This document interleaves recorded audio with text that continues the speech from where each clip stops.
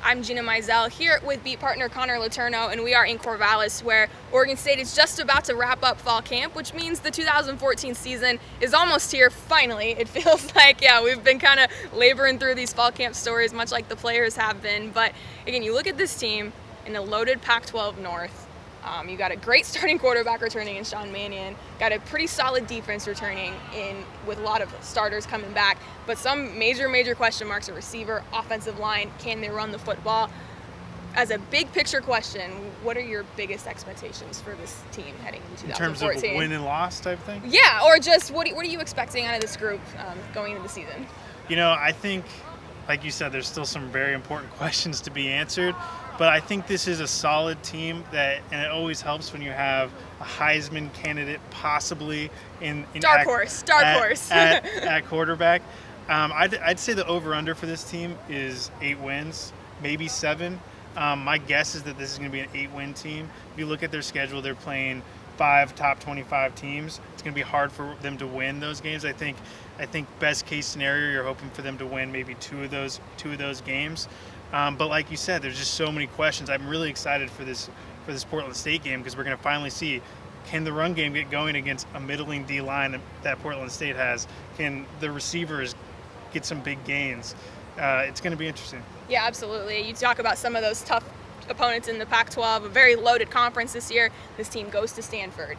They host Oregon, of course, in the Civil War. They host Arizona State. They have to go to Washington. They avoid UCLA, but still have to go USC. Obviously a very tough schedule, as is most of the Pac-12, no matter whose schedule you look at in this league.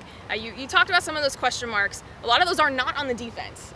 Is this a type of situation where you could see the defense maybe pulling some more weight while the offense kind of finds its footing in the early season? I think they might have to.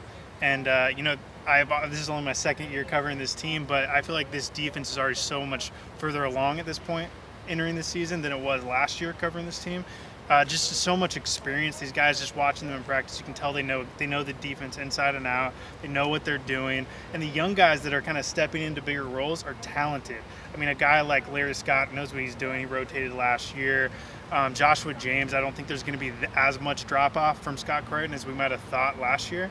So I feel fans should feel very positive about where this defense is at right now. Yeah, you mentioned the two spots that are really the two biggest holes to fill on this defense. Rashad Reynolds is now gone. Larry Scott, we thought maybe Deshaun Hunt would challenge for that spot, but he's been out with a hamstring for almost all of fall camp, so we'll see when he actually comes back. And yeah, Scott Crichton and Joshua James stepping into that hole, and some other younger defensive ends here kind of getting into that rotation. So you mentioned the Portland State game. Obviously, that's a little bit of a sore spot for fans just based on what this team has done against FCS opponents in recent years. The Sacramento State game, losing to Eastern Washington last year, of course.